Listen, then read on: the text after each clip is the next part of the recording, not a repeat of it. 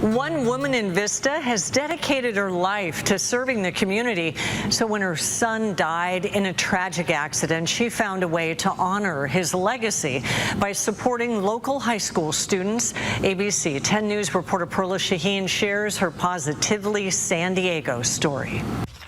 I call them my community babies. In a big scrapbook, Karen Williams-Graham has the yearbook photos of all her so-called community babies.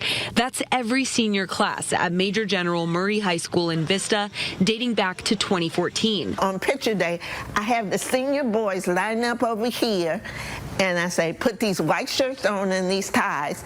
And so if anybody wants to see a nice ID picture, they'll see you with a nice shirt and tie on. The single mother of 4 has spent the last decade working with high school students, whether it's dressing them up to look professional or counseling them in after-school programs. You have to wake up and say, hey, I want to be somebody. You have a chance. You're breathing. You can tell those bad people, get out of my life. You don't have to go back to that. But this volunteer work started from tragedy. In 2009, her 23-year-old son drowned while on a trip with a local youth group. Rory Graham Jr. was the first African-American cadet to serve as chaplain in his sophomore year at the Army-Navy Academy. He called me and said, Mom, I said, what did you do wrong? They want me to be chaplain. I said, who wants you to be chaplain? What are you talking about? I said, this is an all-white school, boy. What are you talking about? It's through the Rory Graham Jr. Foundation that Williams-Graham supplies shirts and ties for high school senior photos,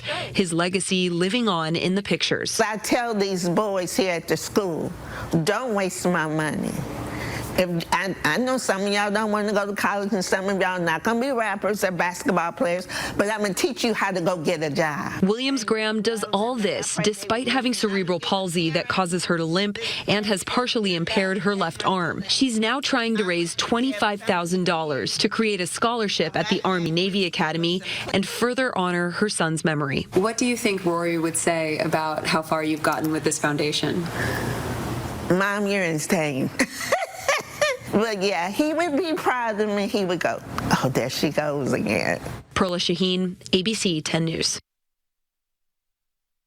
We want to recognize Karen for her work turning that pain into purpose. ABC 10 News and Lead San Diego chose Karen as our Leadership Award winner for the month of June.